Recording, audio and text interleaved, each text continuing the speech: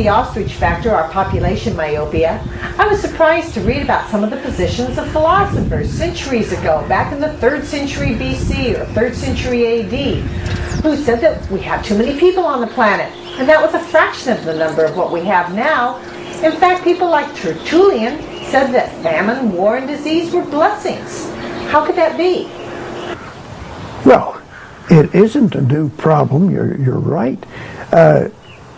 Tertullian was saying that we had plenty of people on the planet as things were then. And what he didn't foresee was that we would find new sources of, we would tap new sources of wealth, and the planet could support a larger carrying capacity.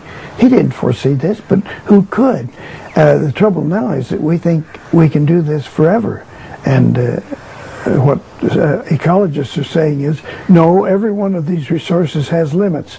And unfortunately, we have built into our language all sorts of traps that trap us in the wrong way of thinking. We speak of how many barrels of oil did we produce last year.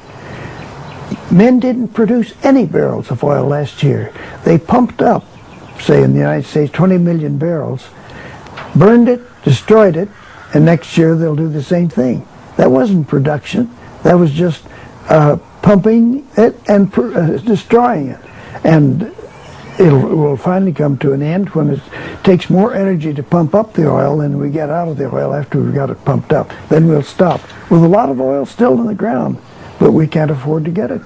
Environmentalists advocate utilization of solar power and other appropriate and alternative technologies. Are these technologies the answer? Yes, but they're all limited too. I mean, solar energy, of course, is the basic limitation that we have. Now, we thought for about 50 years that atomic energy maybe could be the answer, because this can be produced by certain sorts of elements in the earth, of which we have tremendous quantities, so big that it seemed just niggling to complain about the fact that they weren't infinite. However, what we've discovered is the real limiting factor to atomic energy is garbage disposal. It produces atomic garbage that is dangerous, and we've got to put it someplace. We're running out of places. You see, the latest is, where is it? I guess we're putting it in Nevada now.